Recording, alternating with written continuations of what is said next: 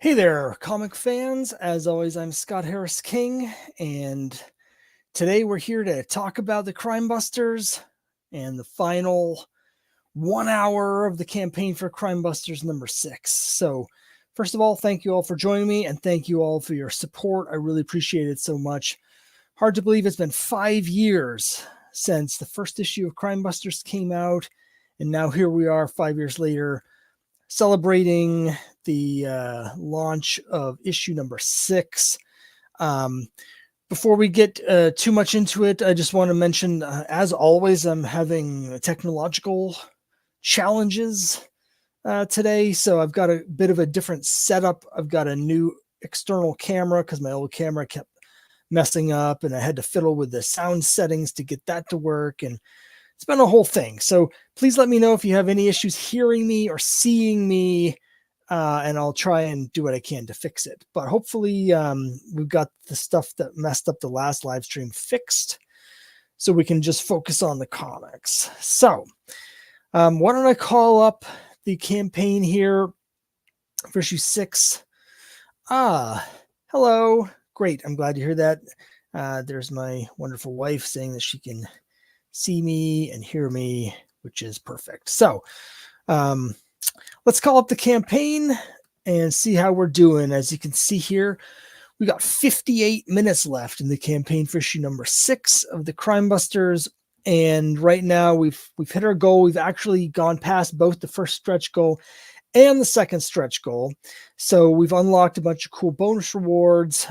There's one more stretch goal to come. If we hit 4,400 in the next 58 minutes, which is unlikely but possible, then I'm going to add in a bunch more bonus rewards. I don't know what those are going to be. The campaign's done really well thanks to your support, and so I kind of we've already unlocked the stuff that I had planned. So we're going to see. But if we hit 4,400, I am going to unlock some cool stuff. I'm going to come up with some cool things because the most any of my campaigns have done before is 4,300 and I think 26. So if we get to 4,400, it will be a new sort of high watermark for any of my campaigns, which, is a big deal for me. And so I would love to be able to get there. So if we do get to that 4,400 mark, I'm going to make sure we get some really cool stuff to celebrate that.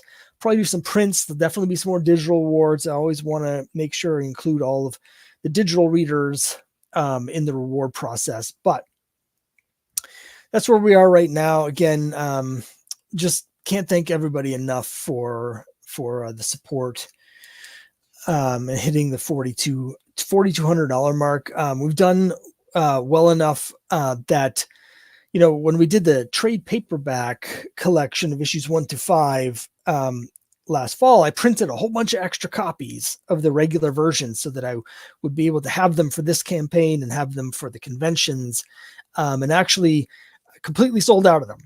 So I've already started the fulfillment process for this campaign, even though it's not over yet, because I've already earlier this week placed a reorder for more copies of the trade so that those will be here in hand when this ends. And so that's the kind of problem you want to have. That's the good problem is that it was done better than I was expecting and necessitated me going back for more. So I'm just going to scroll through the campaign. We can take a look at all the rewards and stuff. If anybody has any comments or questions, please let me know. I will mention, as usual, that when I'm on the other page sort of scrolling down, I can't actually see the comments. So there might be a little bit of a delay between when you comment and when I see it. But if you have any questions or any comments about anything, please let me know. I'll also be talking over the course of this live stream. I'll start to talk a little bit about next issue 7, which we're already working on. The script is already in process. I've already sent it to Mac Radwanski, the artist. He's currently working on the cover for issue 7. So we've already begun the process for issue 7, and I've already started talking just earlier today to potential variant cover artists, and I'm really excited for the story for number 7. So I'll talk a little bit later on about what you can expect to see from issue 7 and future issues of the Crimebusters, and I'll also talk about some of the other campaigns. My other series, Quest, which is the Epic Fantasy, we'll be launching the new issue of Quest in about 1 month. But I'll get into all of that after we take one more look here at the Crimebusters numbers 1 through 6. And here is the regular cover from Mac, which I was really, really happy with. This was the story, like a lot of these stories, I had sort of the idea in mind right from the beginning. So this marks the 5th anniversary of the first issue of Crimebusters coming out. That was in the spring of 2019. So we're just about 5 years now. And when I was working on issue 1 5 years ago, I already had sort of the plots laid out for basically the first 15 issues. And then I have sort of a more general overview of what happens in issues 16 to 30. And so I've been waiting to get to this story. I knew the whole time that it was going to involve these cursed posters and cursed paintings, and it was going to have Uncle Sam in it. And so like I was just waiting to get to this story. It's really great and satisfying for me personally to 5 years later finally be at this point in the story that we're telling. And I was really happy with Mac's cover for this. He's done some really, really cool work. And then here's the sneak preview. So slightly unusual. I didn't actually start with page 1. Normally on my previews, I start with page 1. That's what you probably most people expect. I started here actually on page 4 because page 4, usually we get right into the mystery on the first 3 pages of the story. But in this case, the mystery, we start setting it up here on page 4. Don't worry, the first 3 pages will still be cool and interesting and fun, but you'll be more of a surprise when you see them. But it's more character stuff, some stuff that's sort of continuing on with the characters that was sort of hinted at last issue, and it's sort of personal character work. And then we get into the mystery here, and I was really excited. Again, I love using the public domain characters, sort of bringing back to life characters that have been forgotten or underused, or using public domain characters that are still popular, but putting my own spin on them. I just enjoy doing that sort of thing. In this case, it's Richard Upton Pickman, who is a Lovecraft character from one of his stories called Pickman's Model. And since I was going to have these sort of cursed paintings, and I wanted to tie it more closely to the Lovecraft mythos, so I decided it just made perfect sense to use him. And we've been setting up stuff with him for a little bit. Last issue I had the setup here, which is we see in the flashback, and then we're going to be, again, we'll be doing more investigating. I can't really get into it without spoiling issue 6 here, which I don't want to do, but we're going to be seeing more of this play out also next issue, in issue 7, in a very, very different way. But we have the story here. And then I was really excited that the Hardy Boys, Joe Hardy and Frank Hardy, are in the public domain now. I haven't seen anyone else use them yet, but they went into the public domain beginning of last year. So I can't, they're still trademarked, so I can't call them the Hardy Boys on the cover or anything like that, but I can refer to them as the Hardy Boys inside the comic. Well, that's fine. As a huge fan of these sort of mystery stories and teen detectives and that sort of thing, obviously here in America, the Hardy Boys are sort of the OG big characters that really helped popularize that whole genre. And so being able to use them in the stories and bring them into the Crimebusters universe was super fun for me. If people like their little appearance here, we may be seeing more of them. And in 2026, 2 years out from now, Nancy Drew will be in the public domain, and I can pretty much guarantee you that we'll be seeing a story with Nancy and Trixie teaming up once I'm able to do that. But again, really happy with the art. Mac does a great job of bringing the stories to life, and I wanted to have that creepy vibe. And I really hope people enjoy it, because I had a lot of fun working on this. And again, don't want to spoil anything, but we had a lot of fun with the poster element. And so when we get to the climax of this story, there's going to be a really fun sequence where we're really playing kind of with the comic art form and propaganda posters and movie posters and like advertising posters and stuff like that in how how the story ends and the big showdown is going to take place sort of in the form of posters. And I think it'll be really neat. Can't wait for everyone to be able to see that. So really excited again for all the support from everyone that allowed me to bring this to life and bring these stories out to you. So here we have just the, I scrolled by it, but I want to give a shout out to my backers and friends who appear in these photos. You can see they're all holding up copies of the first issue of Crimebusters. I need to get some new photos of people with some of the other issues and other comics. That's something I've sort of forgotten to do over the years, is ask people to take pictures of themselves with their issues. But so I've been sort of rolling out this same montage of my friends with the copies that they bought, along with quotes from people reading the first issue. But if anyone's watching this and you've read any of the later issues of Crimebusters, please let me know what you thought of them. And if you are up to it, send me a picture of yourself with the Crimebusters. I'd love to update this with people, reading issue 6 and get some new sort of quotes from people.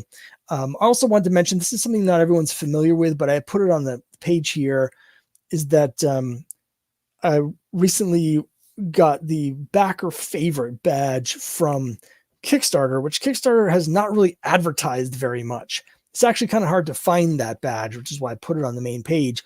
But that basically means that at the end of the campaign, all the backers have a little thing you can fill out to say how satisfied you are with the campaign. And so I've gotten good enough reviews from my previous backers that they've given me the backer favorite to show that I've been fulfilling my campaigns on time. So I really wanted to have that here so that anybody who's thinking about backing the Crimebusters knows that you will definitely get it. Obviously, there's some things that can be out of my control in terms of the printer having issues or shipping. We've had a lot of stuff with that the last few years. But at my end, I do everything as fast as I can, as timely as I can. And so far, I've, knock on wood, but I've been able to fulfill all 12 previous campaigns on time, on schedule. So we're going to try and keep that up. Never want to have anything late. It's really important to me to fulfill everything on time and get people the books that they want, and the people are trusting me with their money. And so I always want to, respect that by delivering on what I've promised. So here's the little thing about the stretch goals. You guys know I love my trading cards. And so we've unlocked 2 new trading cards. First one is card number 26 is the Exile. And then the card with the Hardy Boys is not going to look like this. This I have a little note here when I scroll further down, basically saying these are not final art. I'm going to be drawing a new card for them, but I wanted to use some of the art from the inside just to show that the card's going to exist. But it's going to look more like the rest of the cards with the yellow background and the characters. I have slightly different designs for them. I'm sort of tweaking as we go. So we see Joe and Frank here, but Joe's going to have a jacket on, sort of a Letterman jacket that I've given him to give him a little bit of a different look and sort of differentiate the two. So anyway, there'll be a different card for that. And they're also on the back cover. I drew this whole back cover with Joe and Frank on it, where I'm homaging the cover of their first ever book from 1927. So we'll get those trading cards and all the usual digital goodies. It's going to be a super enhanced PDF with all these bonus pages, Golden Age stories, variant cover gallery, and there's going to be a bunch of other things, digital wallpapers, and we've unlocked the audio commentary track, a couple of complete free comics that are going to be free digital editions. I'm throwing in whole bonus comics. So there's all sorts of bonus rewards. So if you back now, you'll not just get the comic, but you'll get the trading cards and the enhanced PDF and all these digital rewards. And as you can see, there's the 4,400 still locked, and I still don't know what I'm going to have there. But my wife says, usually you're a bit early. Yes, usually I am a bit early. A lot of times I'm able to get, I always pad my estimates on delivering the comics. So I try and add like an extra month or so. And so usually I'm about a month early. I did have one campaign where the printer had their machines broke down. And so instead of 2 weeks or, usually it's about 3.5 weeks from when I send them the thing to when I actually get it printed because of the proofs and stuff. But there was one time it took 6 weeks, and that was the only campaign where I came close to being late. And that one I got it fulfilled, but it was like on the last day because of delays out of my hands. But everything else, pretty much across the board, I've gotten in usually a full month in advance. I think that I'm about to fulfill quest number 2. And again, that's a situation where I've done everything at my end. I'm just waiting for the books to arrive from the printer.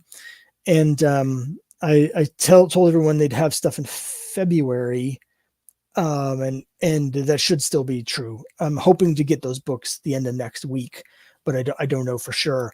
Maybe 2 weeks, but either way, people will get their stuff on time for quest as well. So we've also got our usual variant covers. There's actually an extra variant cover this issue that I don't normally do, which I'll talk about in a minute. But there's the usual ones. We do the Trixie's Mysteries, which are done to look like the Nancy Drew book covers. And every issue I have a special guest artist. This case is Lisa Wynn. I hope people really like this because Lisa's actually done quite a bit of other work for me that hasn't been published yet. So if you do like this, great, because she also did one of the stories in the upcoming romance comic that I have coming out in April called Geek Love. She did an 11-page story there, which stars one of the characters from Crimebusters, Stu. We last saw Stu in the backup story for issue 4, but this is going to sort of follow up from what happened on that backup story. So you want to check out Geek Love to get Stu's tale of romance there. But Lisa drew that. And then she also came in to fill in for an issue of Quest. So she'll be doing Quest number 4, which will be this summer. And so I hope people like her art. And, I was really happy with how this cover came out. I think it looks really cool. So, hopefully all of you like it as well. And then there is the Boy Comics variant. Now, one of our leads, Crimebuster, is from the Golden Age. He appeared in this series called Boy Comics back in the 1940s and 1950s. And I do sometimes refer to back issues of Boy Comics in the stories. I'll have like a little old school footnote saying, see issue, it's 97 of Boy Comics or whatever. You don't need to have read any of those, but it's just kind of fun for me. But as part of this, I always do the Boy Comics variant covers where we have the logo and we continue the numbering from the original series. And in this case, I have a guest artist. Usually I draw them myself, but in this case, Jay Piscopo, who was the artist for Cthulhu versus Uncle Sam number 1 and number 2. Jay did this variant cover for me because Uncle Sam guest stars in here. And we did it to look like a wrestling poster. So we had a wrestling poster variant for Cthulhu versus Uncle Sam number 1. So this cover and that cover sort of go together if you happen to have collected both of them. So again, that was just, I always try and do stuff for myself, like things that I think are cool and things are fun, things I want in my collection. And then I hope, other people will like them as well. Usually that's how it works. If I'm doing something that I really like, then other people, will also really like it. I never really sort of chase trends or try and figure out what people like. I just sort of make things that I think will be fun to have for myself. And so in this case, I was like, yeah, I really want to have Jay do this Uncle Sam cover. I want to make it look like the wrestling poster. So, it's something I'm looking forward to sort of having those side by side. And I know some of you will as well. And then we've got the Kickstarter exclusive cover. Now this was, I do this every issue where we have a cover you can only get on Kickstarter. They're never for sale anywhere else. And these also have the original numbering. When I started doing Crimebusters, I was like, I was torn between whether to start with issue 1 or continue the numbering from Boy Comics and start with issue 120. So I decided to do both. So the Kickstarter exclusive covers have the legacy numbering, and I do a lot of homages and stuff. Most of the covers that I do for this are homages or tributes to like the covers that I love from the past, the artists and the comics that I love. So this is another one of those. It's a classic cover. It's an homage to a classic cover by Nick Cardy for Teen Titans number 14. And I've always just loved this cover. So I decided thematically it fit for what we were doing with this story, which will make sense once you've read it. It was just sort of an easy choice for me to do this. And people seem to have really liked it. I've had quite a number of people have selected this as their cover instead of the regular cover. So I really appreciate that. Now all of these variants have a limited number. For the first 5 issues, I was kind of making them to order, but that's gotten a little bit tricky figuring out exactly how many to print, and sometimes I run out of them when I'm not expecting to and stuff. So to make it just simpler for me, starting with this issue, I'm just setting a number. There'll be a maximum of 100 copies of each of these variants printed, including the copies that are for myself. So all of these are super limited. Only 100 of these will ever be printed, of all of these. I tried this thing with a metal cover. Do metal covers with Quest. If you haven't seen a metal cover, I should get one out to show you, but they're really cool. They're literally metal. And so they have this super shiny, reflective surface. It's almost impossible to capture in a still image. I tried to make this GIF with the sparkles to give you just the basic idea, but you really need to either see a video of one or see one in person. They're very expensive to make though. So this is one where I was only going to print a super limited number. I think I said 25. Oh, I said there's only 10 of this. So that super limited, only 10 copies, right? To be honest, nobody's chosen this. This was sort of a test for me. I thought I'd see if anybody wanted the metal covers. I know with Quest, I usually do pretty well with the metal covers, but it's a completely different sort of genre and a different sort of readers and backers and collectors with Quest as opposed to Crimebusters. So I wasn't sure whether those of you that collect Crimebusters would be interested in the metal cover, particularly since I have it's $55, which is actually a little bit less than I do for Quest, but I was just sort of testing the waters. So far, nobody has chosen to add on the metal cover. So if nobody wants the metal cover, then, I'm not going to make any of them. But they're really cool. And particularly I know from a couple of the previous ones I've done that the black looks really cool with the metal. So I thought that this cover in particular with the all the deep blacks and the black border would really pop out with a metal cover. So, I'm always trying to figure out fun things to do. As I was saying earlier, I try and do stuff for myself. And metal cover for this is something that I thought would be fun to have for myself. But in this case, turns out that it seems like people aren't that into it. I might try it again for issue 7 because it doesn't really cost anything to ask people if they want it. But based on the response to this, it doesn't seem like the metal covers will be a thing for Crimebusters. But here's something that's definitely a thing, which is the 5th anniversary cover. Now, I mentioned that this is the 5th anniversary of Crimebusters number 1 coming out. Since then, I've sort of expanded into what I call Crimebuster Comics, where I've also done Cthulhu versus Uncle Sam, and I do Quest. I'm going to have Geek Love coming out later this year. And so what I decided to do to celebrate 5 years is to have this anniversary cover series. Everything I put out this year is going to have a 5th anniversary cover that looks like this. These are based on Marvel Comics 25th anniversary covers, which came out with a cover date in November 1986. And they all had this frame here with their version, of course, had all the Marvel characters around, and then a portrait of the star of the comic. And so These are only available as add-ons or as part of the like set of all the covers, but we're going to be doing one of these for every comic I put out this year. So I've got an artist working on them now, and he's doing some really cool stuff. I've already got like the variant covers, the artwork for Quest 3 and Quest 4, and he's working on the one on Quest 5 right now. And so we're going to have Crimebusters 7 will hopefully be out this summer as well, Geek Love, and I'm also working on potentially at the end of the year doing a campaign so we can do some special anniversary editions of Cthulhu versus Uncle Sam, so we can get like an Uncle Sam cover, stuff like that. And so there's going to be a whole set of these by the end of the year. Hopefully we'll have like 9 or 10 of these covers.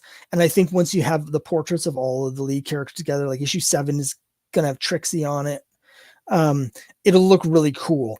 They'll all have like a different background color for the behind the portrait. Like here we have a green. They're different, portraits of all the main characters of all the comics. And when you see them all on a set, it looks really cool. I know this because I'm currently putting together the set of the Marvel 25th anniversary covers. And when you get like, 9 or 10 of them out together, it looks really neat. So, people have been responding to this. There's quite a few people that have added these on. So, as hopefully this will also pick up some momentum, and as the year goes, people will add on the ones that they've missed, and we'll see how it goes. But again, this is something fun for me. I was just a kid when the Marvel ones came out. I was 13 in 1986. That was a big year for me in comics. Like I really, really got into comics in 85 and 86 in particular. And just to remember how much I loved all of those anniversary covers. So I wanted to do something fun like that. So I'm really excited to be able to do these. Here's just some of the rewards, the set of all the covers,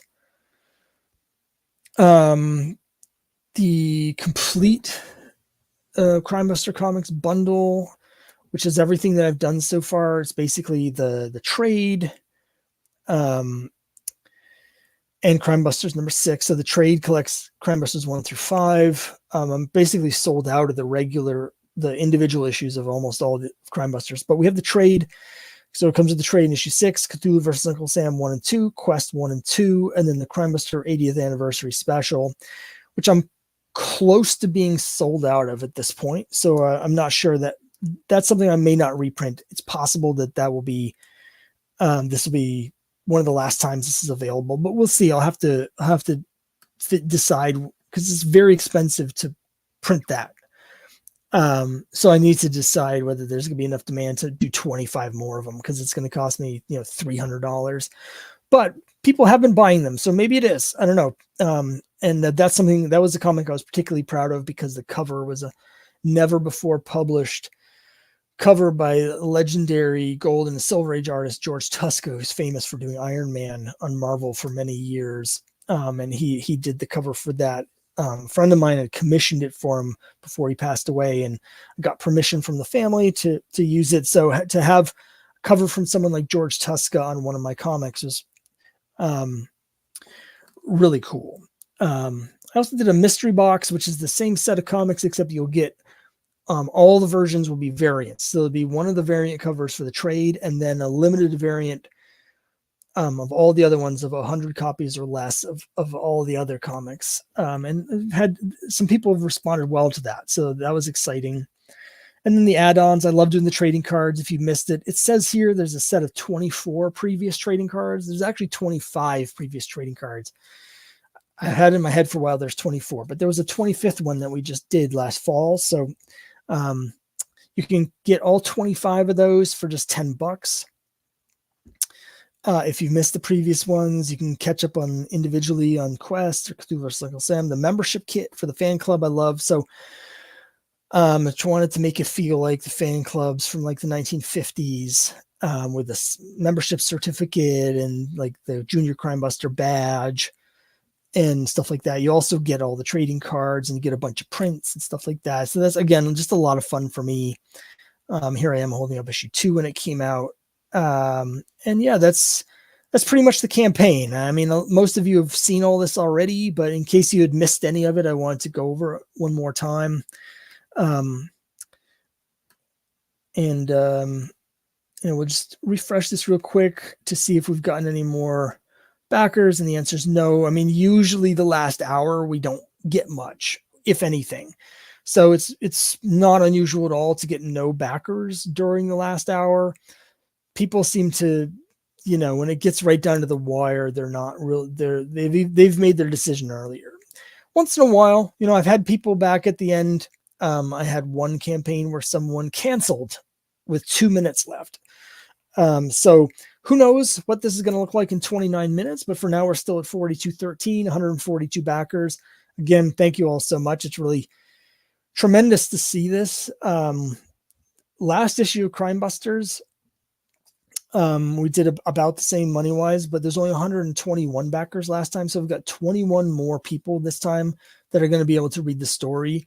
So I'm just really happy with that and thankful that people are interested in just getting more readers. I mean, we're trying to tell these stories. That's why I'm doing this, is because I love to tell stories. And so you want people to read them, and so it's really gratifying to see, when I did issue 4, which is a year and a half ago, or, probably 19 months ago now, issue 4, we only had 91 backers. And then for issue 5, it jumped up to 121, and now we're at 142. So it's really been growing quite a lot over the last couple issues. And, I've been working hard on it and working hard trying to get the word out to people, but I can't really, take credit for any of you deciding to actually back it. That's so, the success of the comic is really, it's all up to you. And so, I'm always grateful for everyone that chooses to back and thankful. I really appreciate it. I love making the comics, and it's a lot of work. It's a lot of work, but it's really gratifying when you see people responding to that work. When you've been working for months and months and months on something and you have no idea how anyone's going to respond, and then you put it out there and people back it like this, it makes you feel like, you didn't just waste a year of your life working on this, because people are digging it. So that's all, you guys. So thank you so much for all your support. We have 27 minutes left. My wife says the boo was for the person who canceled the pledge with 2 minutes left. Yeah, I don't remember which campaign that was, but yeah, it came in right at the end and canceled.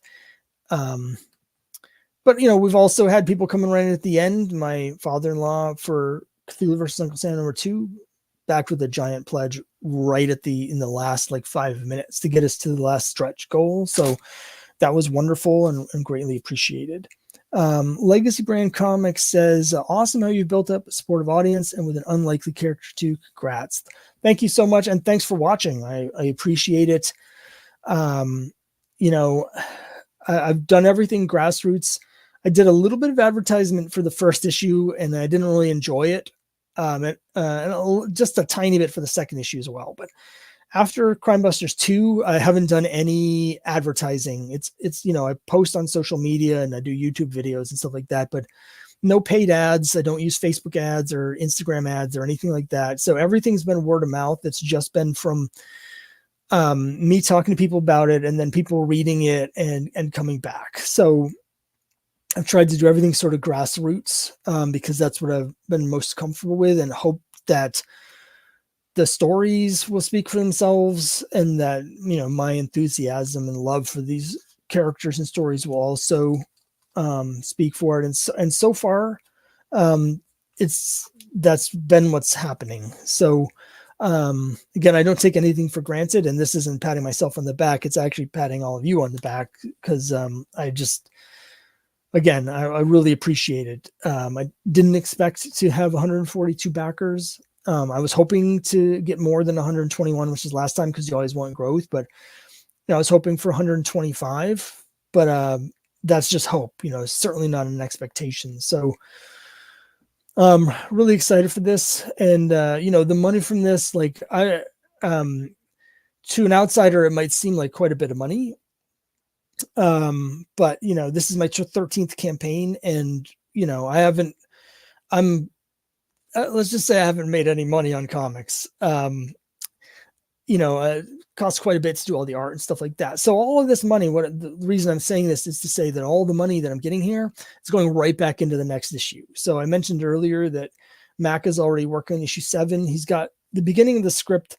I'm working on so many different projects that I didn't have time to actually do all 36 pages of the script up front. But Mac's got the first part of the script already. And he's working. He's got the cover layout, so he's working on the cover now, and he's going to start the first 6 pages. And the way we're doing it is basically every time he turns in a page of artwork, I'm going to write the next page. So when he turns in page 1 of Crimebusters number 7, I'm going to write the script for page 7. When he turns in page 2, I'll write the script for page 8. It's a bit of a strange way to do it, but that's basically where I'm at because I have so many different projects and juggling. But yeah, the money from this, besides the printing and the shipping, which is going to cost quite a bit, the rest of the money is going to go to paying for Mac to do issue 3. Shane Kui is the flatter who does the flat colors. So that'll pay for them to color the next issue. And I mentioned I'm already talking to a variant cover artist. I always bring in a guest artist to do the Trixie's Mysteries cover. So I'm already talking with a guest artist to come in and do that. So yeah, all the money's going to go right into making more comics so we can do this. I'm hoping to have issue 7 out later this year. Last year we got out issue 5 and then we put out the trade, but I was really hoping to get out issue 6 at the end of last year instead of the beginning of this year. So this year I'm hoping to get 2 issues out. Hopefully we'll be able to get this issue done in 6 months or so. And so sometime in July is my hope. We'll see. But by July, I'm hoping to have Crimebusters number 7 out to you. And I can't really talk too much about it because it is going to build a little bit on some stuff that happens in this issue, but it's going to involve Dracula. And it's also going to involve comic books. And it's going to involve a doppelganger. Let me see if I have. I've got something cool to show everybody. So Chuck, our male lead here, who in our picture is trapped in the painting, as I've mentioned before, he originally appeared in some comics back in the 40s and 50s. The series was canceled in 1956 for reasons I won't get into, but it actually continued to run in Colombia until the mid-60s. For whatever reason, Crimebuster Chuck was really popular in Colombia. They started printing his comics in 1952, and I just got the first issue. You can probably imagine that a comic from Colombia that came out in 1952 is not easy to find, but here it is. And in the Colombia, they changed his name to Yusty with a J, and then they tweaked his costume a little bit. Hold on, let me bring this full screen so you can see what I'm doing here. So here's Yusty. This is the back cover of his first issue of the Colombian version. It's a little digest size. They changed the colors of his costume and they replaced the C on his chest with a J. Here's the front cover. This is the Colombian version of Crimebuster number 1, Yusty. But I've got a couple later ones too. They eventually changed his costume back. So here's a later one where he's got his regular costume, but instead of a C, it's a J on it. And then this is an even later one. So you can see on this one, it's still kind of the superhero costume where he's got the cape on. But later on, in the US comics, it was in issue 60. He went to just drop the cape and started wearing slacks and shoes and stuff. But you can see on this one here, he's got that costume there. So anyway, we'll be seeing Chuck meet Yusty because in issue 7, Chuck and Trixie and the Crimebusters are going to be heading to Colombia.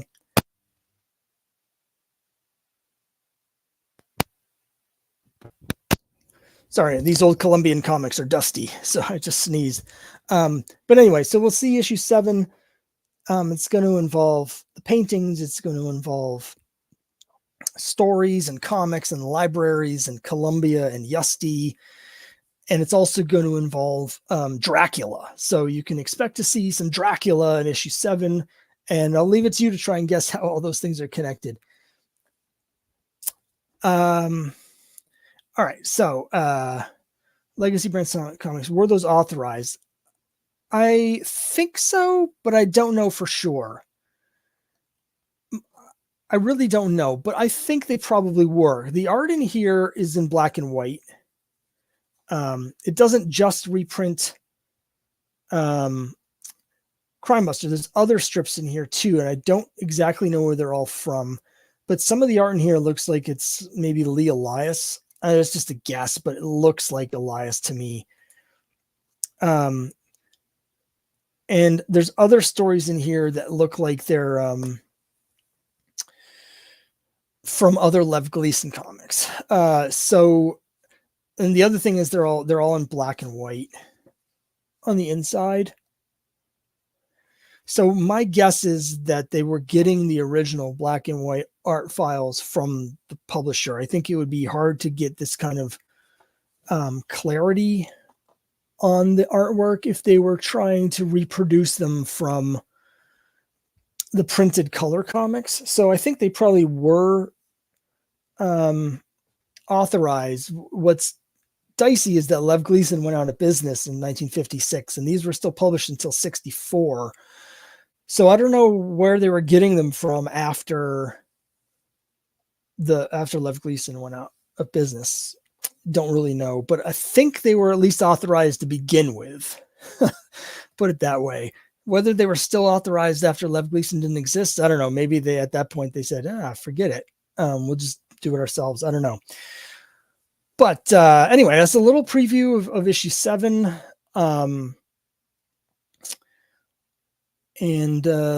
So we've also got, I was going to mention the other stuff coming out this year. So Quest is my fantasy comic. I'm a huge fan of D&D. So Quest is going to be, it's basically an ongoing epic fantasy about a ragtag group of adventurers thrown together by fate and charged with an impossible quest to save their doomed world. The good stuff. It's all the stuff I like in fantasy. And I try to write it as though it were a Dungeons and Dragons campaign.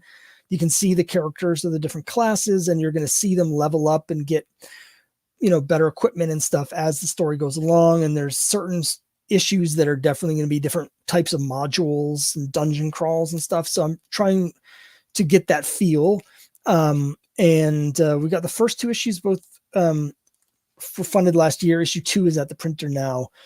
I've already got the completed art for issues 3, 4, and 5. The artist for 5, who is the original artist from issue 1, Marcos Lima, is back for issue 5, and I'm hoping to use him for each issue going forward. There were just some scheduling issues where he couldn't do a couple.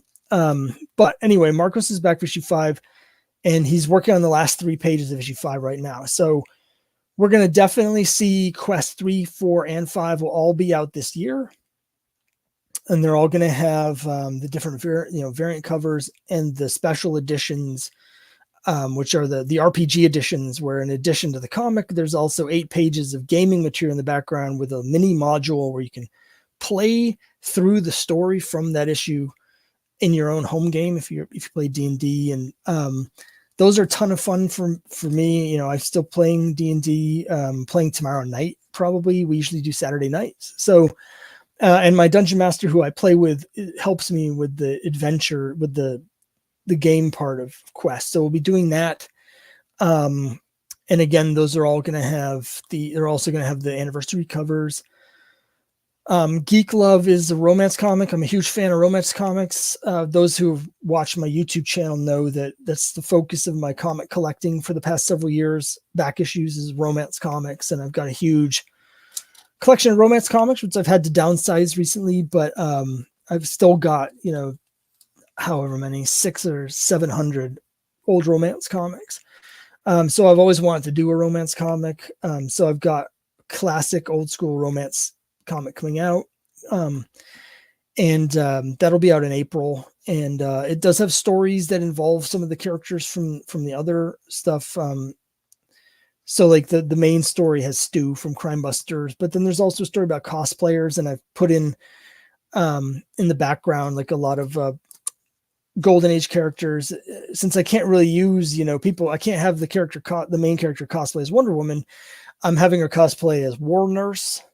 So if you're a fan of like public domain Golden Age characters or whatever, there's going to be War Nurse, and her friend cosplays as the Black Cat, the Golden Age Black Cat. And so there's nods to the different things that I like in those romance comics. And the name Geek Glove comes from a series of Valentine's cards that I've drawn for my wife, and she's drawn for me over the past several years. So that is particularly special for me, and that'll be out in April. Again, I have all the artworks done for it, and Shane Kui, the flatter, is coloring it right now. They have that, so I'm expecting to have the flat colored pages back from them within the next 2 weeks.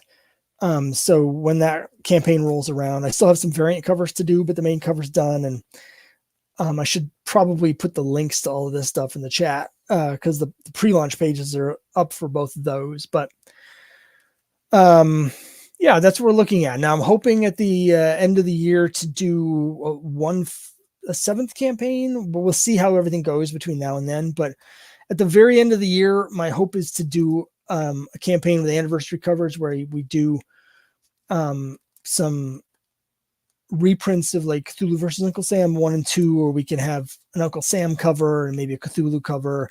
I've got a Granny Gumshoe project that I've been working on for a while that some of you know about. But that I don't know if it'll be out this year. It might not be till the beginning of next year, but big busy year for stuff. But this is a great way to start. So just going to take a look. We'll see if anything's changed over here on the campaign. And again, if anyone has any questions, comments, anything, I'm happy to answer any questions you have. We still have 13 minutes left, and I've done a lot of talking. I'm not sure I've said anything, but I'm going to take a big drink of water here so you can talk amongst yourselves while I'm drinking, and feel free to pose any questions you might have.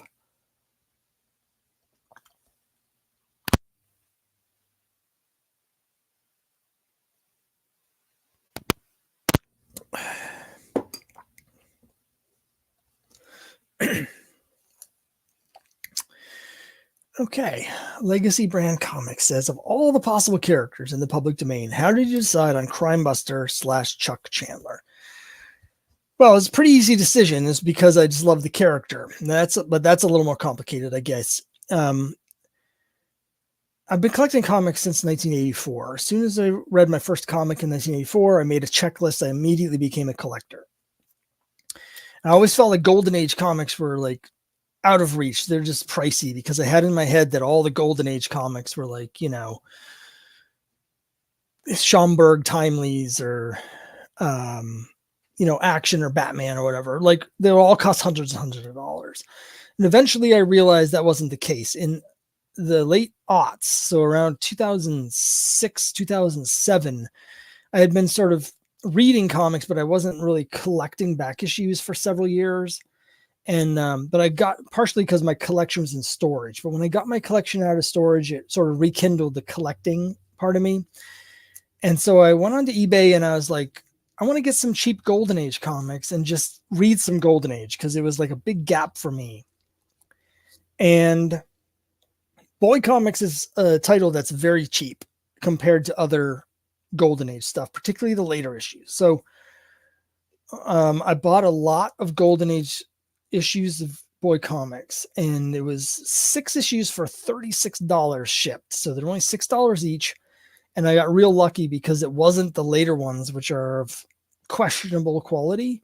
It was actually from the best run of the series. So all the issues I got were between issues 34 and like 56. And I read those and I thought they were great. And the writing in the Crimebuster strips is like top notch. It's excellent, particularly during that period.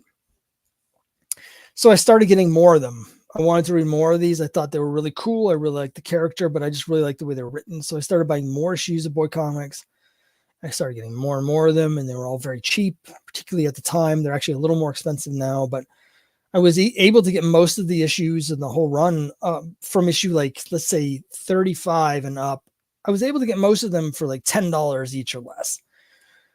And long story short, I now have a complete run of Boy Comics. I have all 117 issues. I've read all the Crimebuster stories, and I just love the character. So I was thinking, like, I wish the series had continued, because right at the end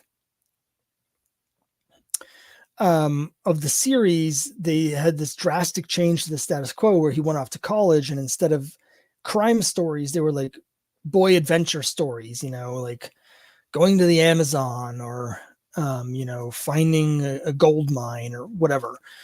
Very classic sort of 50s boy adventure stories. And then the series ended. And I really wanted more of that. And I was like, it's too bad that it ended, because it was just getting to a totally different style and I wanted to see where it's going. So then I thought, well, why don't I just do it myself? The character's in the public domain. I could write my own stories. I could publish my own stories. And also, like, between Kickstarter and like print on demand, I realized that it, is so much easier to make comics. The actual making of the comics isn't any easier, but it's easier to print and distribute comics than it ever was before. So I thought, you know what, let me just make my own Crimebuster story, and then I'll see if I can crowdfund enough to print it and send it to people. And here we are 5 years later. So that's my really long answer to that. But yeah, I just love the character.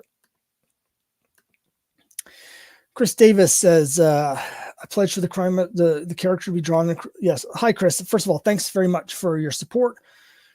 Not just for this issue, but all of the issues that you've done, and all the stuff that you've gotten. I really appreciate it very much. And Chris says, my wife Sharon doesn't know it yet. She's the one who'll be drawn. I can't wait to surprise her. She's going to love it. Yes. Thank you so much. Chris chose one of the add-ons where you could be drawn into the comic. And so I've already got the photos that Chris, that you sent me of your wife. The page that she's going to be on has already been written, and I've sent the script and the photos to Mac. So he should be working on those soon. It's because it's right at the beginning of issue 7. So we're going to try and hopefully get that issue out later this year. So hopefully there won't be too long a wait. There's a gentleman who got this when I did the campaign for issue 5. There was someone who got an add-on to be drawn in issue 6. And so he's in this new issue, but it's been a whole year. So I felt bad about how long that took. However, his role actually, as I was writing it, got much larger. So his character is in several pages. I thought it was just going to be one page where they find a dead body. That was the character. But actually he ended up being in several pages, and he gets to read about himself getting murdered. So I guess that's good. But hopefully we'll have this out for you and your wife faster than that. I really, really want to get it out for July. So we'll see how it goes. We'll see how long it takes Mac to draw the comic, but if we can, we're going to get it out soon. Either way, we'll definitely have it out at some point. And again, I really appreciate it, and I hope she likes it. I think it'll be a lot of fun. So thank you again. Let me switch views again, right down to the last 5 minutes. Don't think there's been any change. So yeah, no activity at all in the last hour, but again, that's not a bad thing. We have had people cancel within the last 5 minutes before. So I'm more than happy with the tremendous support that you've all given for this campaign. I really appreciate it very much. And I'm really excited, to get this done and get it printed and get it sent out. But I'm also really excited to work on issue 7. Earlier today, I was talking with one of the artists who may or may not do a variant cover for issue 7. and it really got me like excited to keep working on issue 7. And last week when I was working on the script for issue 7, I was like, oh, this is going to be so cool. So hopefully everyone else likes it too, but I really excited to keep working on more issues of Crimebusters. And we're going to put these out as fast as Matt can draw them, basically. I really am hoping to get, again, one more issue this year and then get a jump start in the art for issue 8 so that next year we might be able to do 3 issues. I would love to have Crimebusters 8 and 9 and 10 all out next year, and start putting these out faster. But the comic is 36 pages. So it does take a while to draw. It's a lot longer than a normal comic. So if we put out 3 issues, it's actually the equivalent of putting out like 4.5 regular size comics. So, it's quite a lot. We'll see if we're able to do it, but we're going to get these out as fast as we can. Anyone else have any questions, any comments? Put myself back up here. This camera that I'm using, this external camera, it's definitely higher definition than the one on my laptop. I can see, it's easy to see how old and haggard I am. I think the other one was fuzzier, less distinct. So I don't know. I'm not sure this is such a great idea, but what are you going to do, right? So just 3 minutes left, and we're gonna call this one. My wife says you're barely middle-aged. It's true. It's true. I've been telling my wife for a while that middle age doesn't start until you turn 50, which is a sentiment that feels a lot better when you're 49. But now that I'm 50, I'm like, yeah, I guess I'm officially middle-aged now. I'm eligible for AARP, so that makes me middle-aged now. Let me put this back up on screen. Pretty soon it's going to start counting down the seconds. Once it gets to 100 seconds, it starts counting them down. So that's always fun. Everyone can get out your party hats. You can get out your little kazoos or whatever. Get ready to throw the confetti. I did want to also mention real quick, in the most recent update that I just put out earlier today, mentioned a comic called The Order of Dracula, Volume 1. It's a collection. It's by Joseph Dewis. Joseph Dewis also does public domain superhero stuff. He does the Super Heresies comics. And his campaign ends in about 20 minutes. It ends, I think, 10:23. So you still have just over 20 minutes to check that out if you're interested in that. Has to do with Dracula in World War I. So it seems like a cool concept. Anyway, you check that out. Joseph has done a lot of cross promotion with me in the past with the Super Heresies and stuff. So I wanted to make sure I give that a shout out since he's a friend of the Crimebusters. And here we are inside the last 90 seconds.